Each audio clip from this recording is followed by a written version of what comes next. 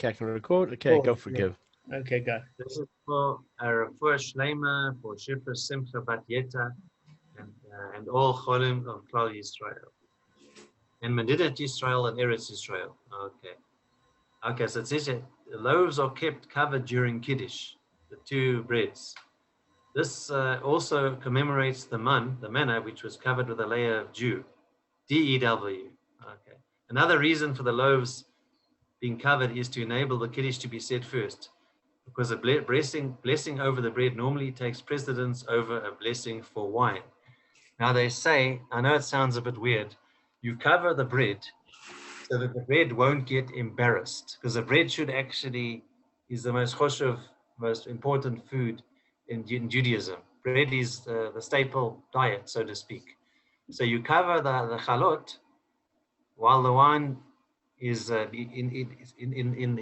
the kos in the kiddush cup, not so as not to embarrass, because the bread should actually have the first be the brocha should be said over the bread before the wine, based on its importance. Anything to add to that? Yeah, I've seen, unfortunately, at a table where a person covers the bread and he says, I do this so as not to embarrass the bread because we must be sensitive. And 5 minutes later, glass is white for not having brought out the condiments. I mean, it's like sometimes you kind of feel people wasting their breath. Honestly, Yeah. you know what I'm saying? Anyway. I know it sounds weird, but that's the. No, I'm saying it's not weird. I'm saying he had the sensitivity to explain this to everybody, but didn't have the sensitivity to implement it in his own life, and spoke to his wife that he wouldn't even speak to a pariah that owed you money. Because bread is considered a meal. Sometimes people eat, if you just like, you say hamotzi and you just have bread, that's considered a meal. So that's why bread is very important. Absolutely. It used to grow from the trees in Gan Eden. White and brown. Oh, really? Yeah. Adam could choose white or brown or raw, or he had an option. 100% dry, 50% but not dry. spelt. But Gavin, how do you spell? Gavin, how do you spell spelt? Gavin, exactly the way you say it. was gluten-free available as well, and yes, every option, whole variety, yeah, and baguettes and everything, yeah. All right, guys, Peter and Laffer too. All right, I'm making fun. I'm going to get crippled here. Right, guys, let's get started. Okay, let's go. All right. All right, guys. So what we're going to do is I'm just going to do a 2-second summary. So we cited that there's a heck of a difference between a tam ox and a muad ox. We're on page 33b2. I'm just flying through it. The rabbis taught in a brisa concerning an ox that is tam, which damaged before its owner stood before the court for judgment. If it is sold, so we talk about the time period when we say before the owner stood for court at judgment, not at the time of judgment. So it's that period when the goring first happened compared to when the trial happened, that in-between period. So if the damage is sold it is sold. If he consecrated it, it is consecrated. If he slaughtered it or gave it away as a gift, what he has done is done. However, after he stood before the court for judgment, if he sold it, it is not sold. If he consecrated it, it is not consecrated. If he slaughtered it or gave it away as a gift, he has done nothing. So there we obviously saying once court, I mean, this is going according to Rav Yishmael, once, and even Rabbi Akiva would agree in this particular case, once the judges of the Sanhedrin have awarded it to the damaged party, there is no transaction that the damager can do to obviously prevent the damaged party from doing it. So if you want to say, well, he actually sacrificed the consecration, or there's a myriad of other things, he'd still now have to pay the cash equivalent. And personally, when the person got Betsy, or he got a whole lot of cash, the guy's happy, the damaged party's happy, there's no problem. Now, what we learned was the concept of saying when And if creditors of the damager preceded the damaged party and collected it in payment of their own debts, whether incurred the debts before the ox damaged or damaged before incurred the debts, they have done nothing. What does that mean, they've done nothing? It means they must forfeit the ox to the damaged party, because the damage is paid only from the ox's body. But it's different concerning a muad that damaged, whether its owner stood before the court for judgment or did not stand before the court for judgment. Either way, if he sold it, it's sold. If he consecrated it, it's consecrated. If he slaughtered it or gave it away as a gift, what he has done is done. If creditors of the damaged party preceded the damaged party and collected it in payment of their debts, whether the owner of the ox incurred the debts before the ox damaged or damaged before he incurred the debts, what he has done is done. They don't, in other words, they don't have to forfeit the ox to the damaged party. Why? Because the damage is paid only from the best of the damager's property, from choice property or cash, and the damaged party has no special lien on the live ox. Okay, so the Gemara cites the first segments of the Bryce and explains them. The master said concerning a tam that gored before it stood for judgment, if he sold it, it is sold. This means that it's sold for plowing. We already said that as far as a tam is concerned, the person has got a lien on that ox. And therefore, if the damager sold it under his nose before the trial, then he's entitled to take back his ox from the buyer. And he just can't charge the buyer for rent of having used his cow. If he consecrated it, it is consecrated. This is to Rav Abayu's principle, and that is that you have to take a token redemption. If that ox is valid for sacrifice, well, then the damager has got a problem because he has to pay that full cash equivalent because that ox is unblemished. But the person that was damaged can still take back their ox. Okay, we're just going to say something very quickly, and now we're going to get to the point. If he slaughtered it or gave it away as a gift, what he has done is done. So it's understandable that he gave it away as a gift. What he has done is done with respect to playing as if he sold it. What does this mean? You can take it back. But if he's just sorry, Margaret, I'm doing my share. Hello, how are you? Thank you. How are you? Good. Sorry, guys, can you hear me now? Yes, sure. So, all right, how did we end off last time? Let the damaged party come and take payment from its meat. So what we're saying is, hang on, what happens if the damager is just being punitive? Because he's very upset that he has to get rid of his ox, and he could give you his live ox so that you could enjoy the benefit of a working animal. But the guy's punitive, and therefore he slaughters his ox. So the Gemara is saying, so it's not a problem. You can take from its meat. And we said that we don't know if you can take from its meat because the Torah says, if you remember in Shemot chapter 21, verse 35, they shall sell the live ox and divide its money. So what does that imply, guys? You can only sell it while it's alive. It doesn't mean that you can sell it when it's dead. That's the implication. So it says, when it says the term the live ox, it could have said, if you sell the live one and divide its money, then it is implicit in that statement is you can only sell it while it's alive. Because remember, Kevin, the damager and the damaged are partners in the transaction, according to Rabbi Akiva. And according to Rabbi Yishmael, the damaged party is just owed money as if he was a normal creditor. Okay, according to one of the opinions of Rabbi Yishmael. So what we're saying is here is very clear, is that when it uses the term the live ox you shall sell and divide, it has the word oxen. Sure. So if it didn't have that, you'd say the live one is only implying live. When it uses the term live ox, it's saying that the best state to receive that ox in terms of payment is a live. Why? You'll probably get more money if you sell it together, or if it's exactly equal to the damaged owed. It's always better to have a live animal because that live animal is a functional animal. Art, are you with me? All right. So, yeah, Kev?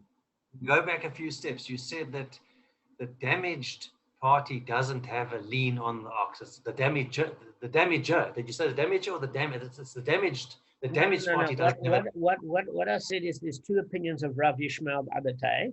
I said there are those that say with the tam ox that the damaged party has a lien on that actual ox, and therefore,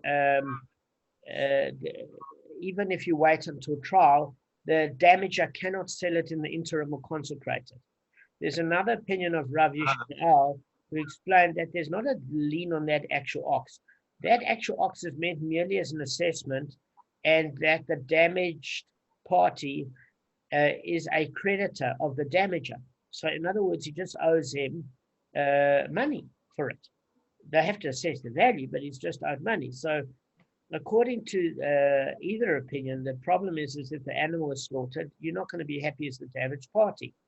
But the Gemara is saying, when it says the live ox you shall sell and divide, it's saying preferably having it live because it suits the damaged party and it doesn't injure the damager either way.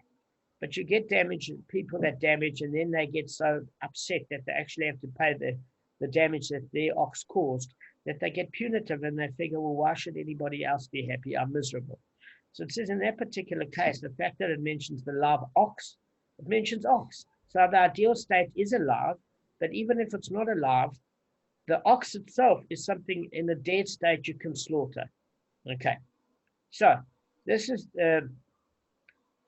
now there's a question.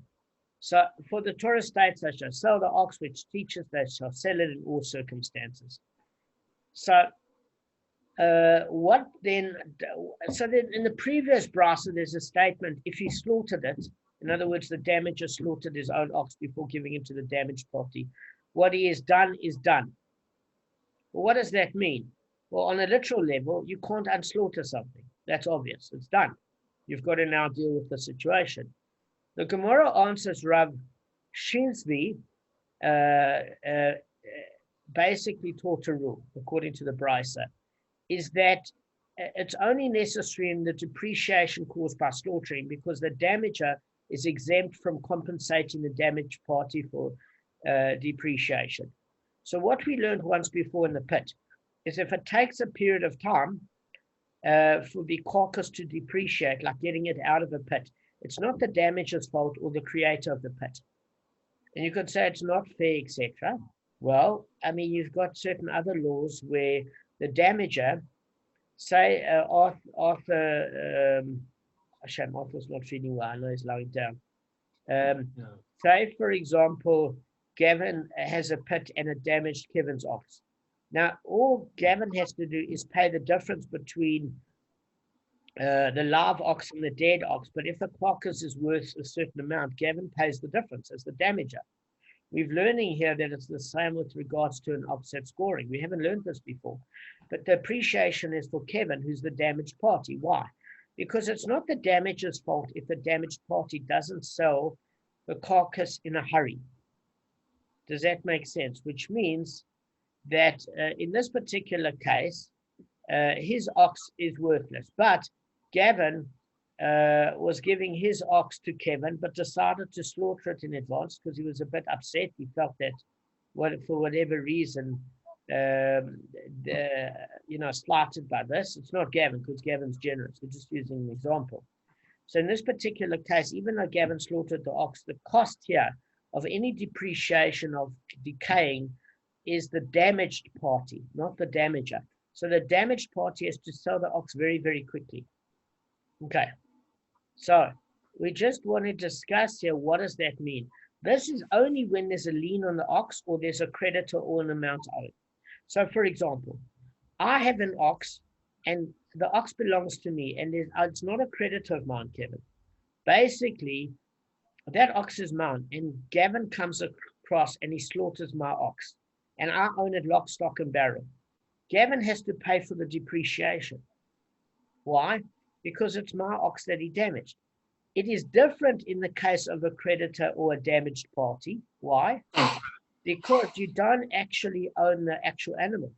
You own a right to that animal, but it's still paperwork at that point. And since it's paperwork, the depreciation is for the creditor or the damaged party. Does that make sense, Gav? Yep.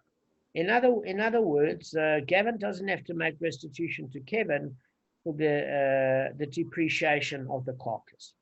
He would have to make compensation to me, either as the fact that he owed, because it's my ox. But if Kevin was damaged by Gavin's ox, or Arthur was owed money by Gavin, and Gavin decided to slaughter the ox and then give it over, the depreciation is not paid by Gavin.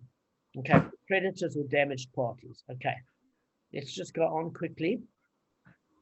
So what we're learning here is we're saying that this is not teaching us anything new. Why?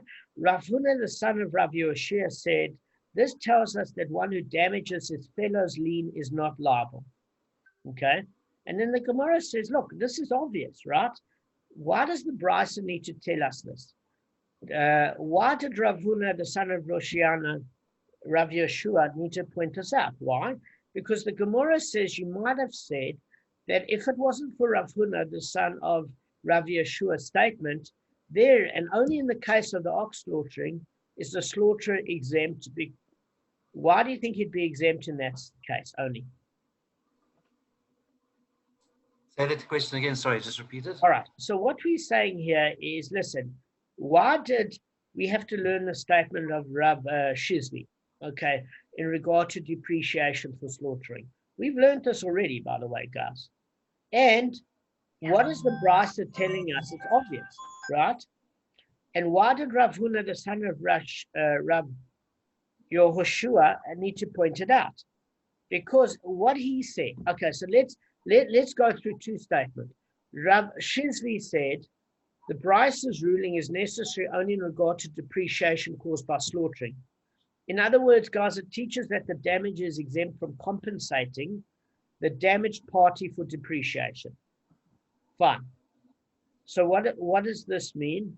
It means that although the damaged party had a lien on the ox, or maybe lost part of his ability to collect it through its slaughter, because now it's worth less as a dead animal, the damager is not required to pay the difference, since the damaged party didn't actually own the ox. Okay, this is important to remember. So in the Brisa's latter case, the damager slaughtered the ox after standing judgment, and in that case is required to pay the depreciation, because after the judgment, it's the property of the damaged party. So we're saying there's two things. Before the trial, I merely have a lien on that ox is incumbent to me for a debt. So if it's before the trial and Gavin reduces its value by slaughtering the ox that belongs to me as the injured party, Gavin doesn't have to pay for that sort of loss or depreciation because I don't actually own the ox. I'm owed the ox, but I don't own the ox. Does that make sense? But if the trial has taken place and then the court says that Gavin owes me the ox as the damaged party, Gavin then legally, I own the ox. And therefore, any damage that Gavin did would be like to a stranger's car when we defaced it. So it would be like Gavin owes me a car and a debt, but he decides to key the side of the door because he's irritated. Now, there's nothing I can do. He owes me the car. I've got to take whatever he does to the car. Fine. But if I'm parking my car outside Ravonia and Gavin keys it, he's going to have a big problem because it's a stranger's car. He's got no right to key it. There's no involvement there. So when I own the ox, now, according to after the trial, Gavin now is responsible as he would be for any other stranger. But there's an interesting case, is that if Gavin slaughters the cow and the meat is worth half of the damage, Gavin doesn't have to pay the difference. Does that make sense? In other words, Gavin owes me 100 zuz, okay? And then the ox that attacked was worth 200 zuz. Gavin owes, the attacking ox is 200 zuz. He only owes me 100 zuz because my ox is worth 200 zuz. Just one sec. My ox that got killed is worth 200 zuz. Gavin's ox that attacked is worth 200 zuz. Gavin only owes tam, which is half payment because it's a leniency, plus maximum to the body of the animal. He only owes me 100 zuz. So when his ox, he decided to slaughter it instead of paying me because my carcass is worth nothing, his alive ox would be worth 200. And what he would do is he would sell it and divide the proceeds. In this case, he kills it, but in terms of the meat, if I only got 80 zuz, Gavin would have to make the 20 zuz shortfall if the court determined the ox was already mine. If the meat covered the half that I'm owed, Gavin doesn't have to pay anything because I'm covered for my half. Straightforward. Okay, any questions? And I just say that, correct me if I'm wrong. Yeah, I sort of was confused. Now, I think I may have understood for after a while. I was a little confused. So before any judgment, so let's say Gavin owes 100 zuz, but the court hasn't made a judgment on the ox yet. So if he slaughters the ox, he still owes the money. It's got nothing to do with the ox. They're separate things. He still owe 100 zuz, doesn't it? Ox has got nothing to do. You know what I mean? So he still has to come up with the money when the judgment's made. So he can slaughter the ox. Yes and no. Yes and no. Let me tell you why. Okay. There's two opinions explaining Rav Yeshua. Okay. The two opinions are as follows. The first opinion is that because it's a tam ox, Rav Yishmael, not Rav Yeshua. I've got the other rabbi in my mind. So there's Rabbi Akiva and Rav Yishmael. So the first opinion, according to Rabbi Akiva, is at the time that there's damage, that's where they sell the ox together and the transfer takes place. According to Rav Yishmael, there has to be a trial where the Sanhedrin sell the ox, because it said they shall divide and sell the ox, meaning they, the Sanhedrin or the base dead, not they, the damaged and the damager. Fine. According to that opinion, there's two explanations of that opinion. The one said for a tam ox, there's a lien on that actual ox. And the other one said, no, that ox merely serves as a note for how much money is owed, and the damaged party is like any other creditor. So if you want to hold exactly like you said, that the damaged party is like any other creditor, it doesn't make a difference. You're absolutely right, Kevin. When it comes to trial, you'll just have to give him the equivalent if he slaughtered the ox. But according to the problem, when there's an actual lien on the ox, this is the opinion that we're learning according to, that even if there was a lien on the ox and Gavin slaughtered it, there's nothing I can do. I can't bring the animal back to life. So therefore, if before the court case happened, I'd have to accept it in whatever state it was. There's nothing I can do. If after the court case, Gavin would be damaging something that was mine, like anybody else's, and therefore, if the meat didn't cover the cost of the half damage I'm owed, Gavin would pay for the depreciation of the difference. If the meat did cover it, I'd be unhappy, but there's nothing I could do because Gavin would pay half.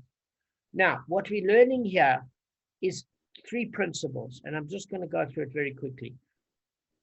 Rav Shizvi said that the depreciation is paid by the damaged party. Fine, we've learned this already. And what we learned is that if you have a lien on the ox and you can't collect it through its slaughter, the damager is not required to pay the difference, since the damaged party didn't actually own the ox. So it's discerning between an IOU on that ox and actually owning the ox. That's the first lesson we learned. Now we're learning a second lesson. What's the second lesson, Kevin? Rav Huna, the son of Rav Yeshua, said, this tells us that one who damages his fellow's lien is not liable. Okay? So what are we learning here? It sounds like we're learning the same thing. We're not learning the same thing. Let me tell you what it means. So if you damage land that is under lien to Gavin, for example, okay, you exempt from paying the lien holder. This is according to Rashi.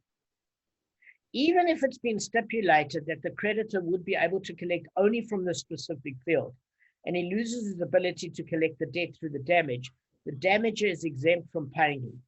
So this is mentioned in Gittin 41a, and it's an explanation by Tosfot.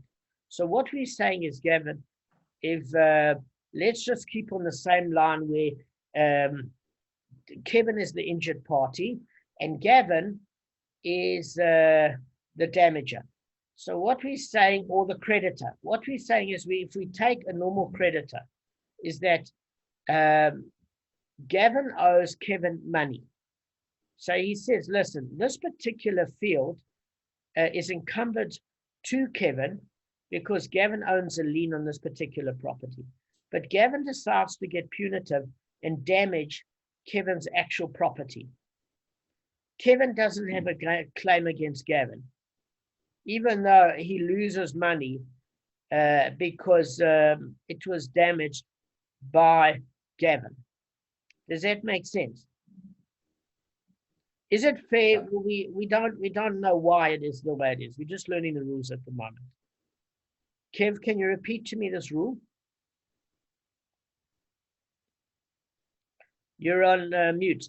If there's a lien, if I have a lien on that ox, and Gavin damages it, he's not liable for damages. Yeah, but we learn this. But what we're saying is, what did Rav Huna the son and Rav Yehoshua teach us that was different? So what we learned firstly is we thought, hang on a second. The only thing Rav Shivsi said is that the damaged party has to pay for the depreciation. But this we've learned before in a pit. But Rav Huna, the son of Yeshua, said, hang on a second, it goes even further than that. In other words, property, that if I owe money to you, Kevin, and my property, you've got a lien on my property and it's incumbent to you. If I damage the physical property and you lose money, there's nothing you can do about it. That's something new we've learned. Now the Gemara goes on, okay. And it says, isn't it obvious that the Bryce is telling it to us? Why did Rav Huna, the son of Rav Yeshua, need to point it out? So the Gemara answers, you might have said, if not for this, the son of Rav Huna, the son of Rav Yeshua statement, you might have thought it was only in the case of an ox, right? Because we learned in the pit that the depreciation is the damaged party's problem. Why?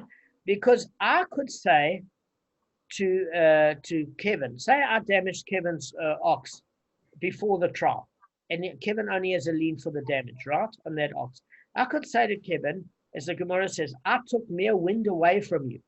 In other words, the ox is still here, and my slaughter of your ox merely took away its life breath. So I'm turning around and saying, listen, what did I take from you? A bit of wind from the animal. You know, I haven't taken the animal's here, come take it, you know. So we would have thought in the case of depreciation, where we've learned this before, okay, so there's nothing new. But in general, we might have thought where one completely destroys his fellow's lien, he should be liable.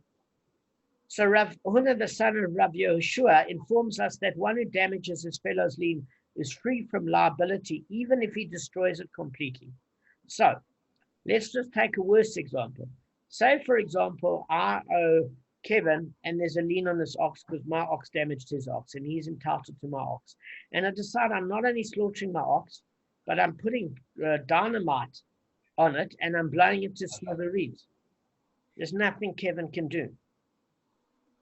You know, he can make shawarma with whatever's left, maybe, but not much else. So Kevin then doesn't have a claim. So that is a chiddush. That's something we never knew before. Okay. Now let me just finish this last part.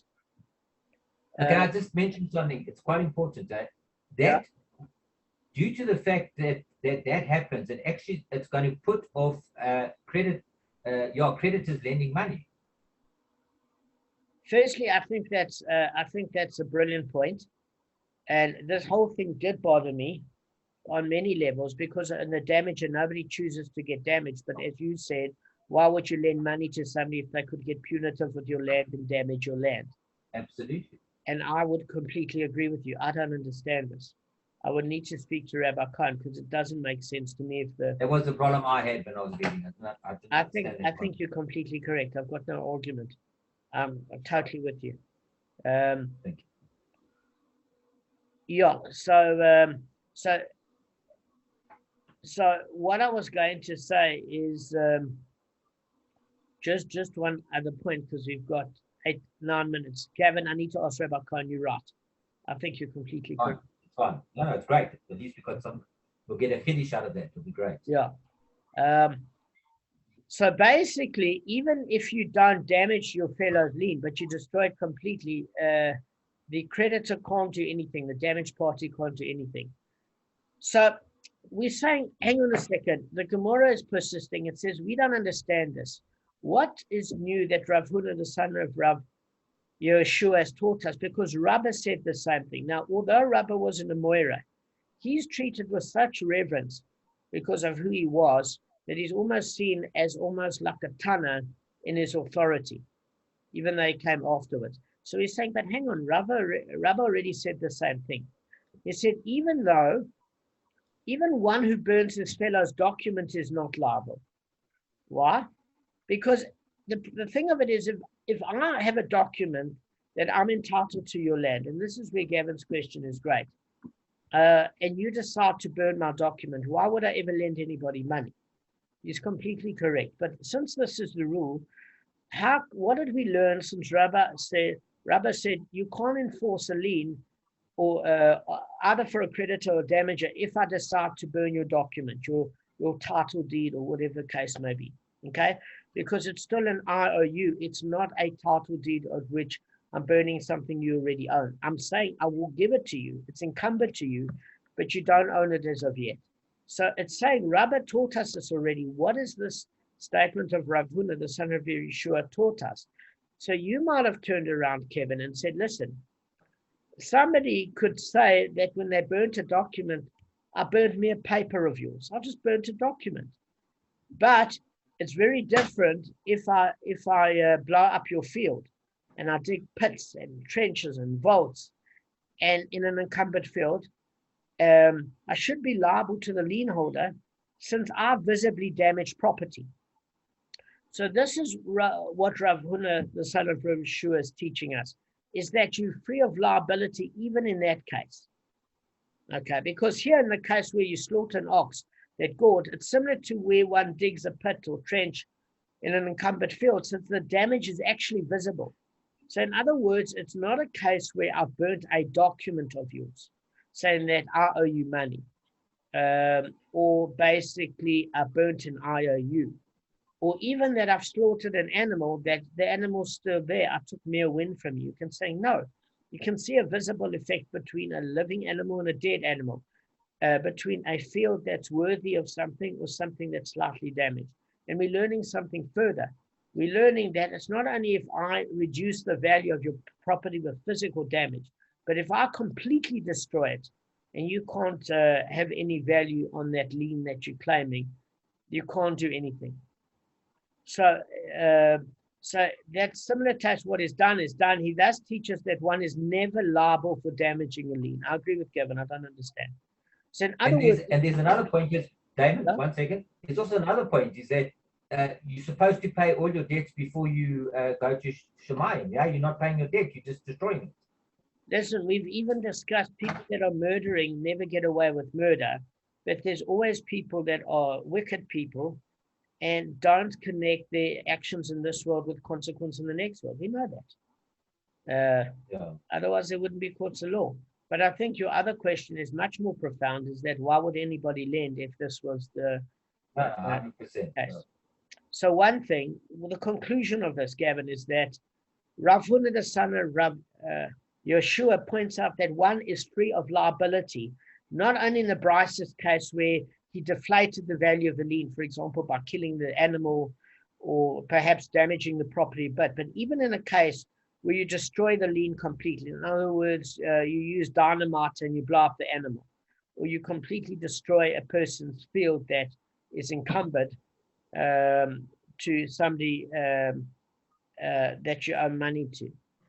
That you don't have to partially destroy it. Even if you physically destroy that object totally, you've got no claim as the damaged party or the creditor.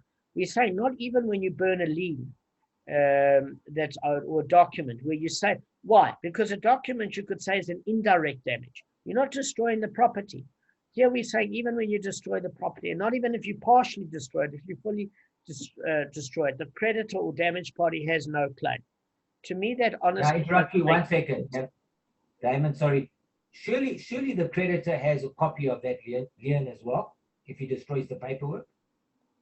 Well, obviously, this is what Rabbi Khan might say, is that it became a cat and mouse game. In other words, the Gemara is using this case, and then they had examples where a person would only lend money if a third party, like a deeds office, had the document itself, And what happens is the law evolves according to the amount of wicked people's shenanigans. Then you come up with a new countermeasure. It's a cat and mouse game, backwards and forwards and backwards and forwards.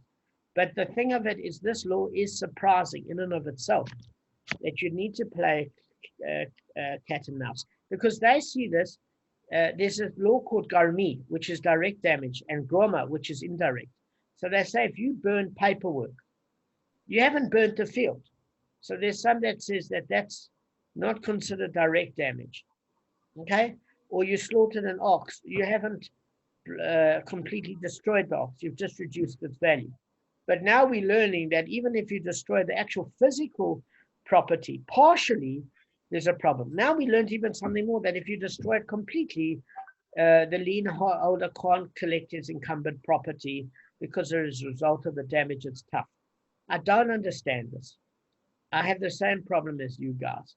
Anyway, listen, we've left on a finishing note. We've got the last part of the 33 daf to do, but I think we can leave that for another day. I think this is enough. Thanks, Megan. Jeez. Right, no, perfect. Well done, Damon, and guys, and also for attending, because I know it's not feeling well. Damon, thanks. Yeah, Thanks, Yeah? guys. No, it's fine. Thanks after the first Yeah, show. but first timer, Okay, first ta-da. timer. You don't sound great. Sorry. No, about I'm Yeah, not. Damon, it's like, you could say it's like a chok in a way. That the lien is damaged, there's no recourse against it. So that's the way it is. It's like a chok. It can't be. I tell you why it can't be. Only choks come from Hashem. And if there's a rule that doesn't make sense, it would not stand the test of time. In other words, there's what you call evolution here of ideas, meaning any idea that becomes redundant, where it's no longer valid or doesn't suit all parties. Initially, it might hold, but eventually it gets replaced by a law that's going to make more sense to both parties. Otherwise, as Gavin said, if you could damage my property directly or even burn my lien, why would I lend you anything? You know, the fact that we've got a principle where you can even, after the Jubilee year or the Shemitah year, not cancel debts, mean we look after those that need money and encourage those lenders by giving a special principle where you sell the property and the base den holds the lien. So how would you get the lien from the base den? But then they're saying even if you don't have the lien, maybe you would just go and destroy the property. But why would you be allowed to do it? Gavin is 100% correct. It's not fair. Doesn't seem fair.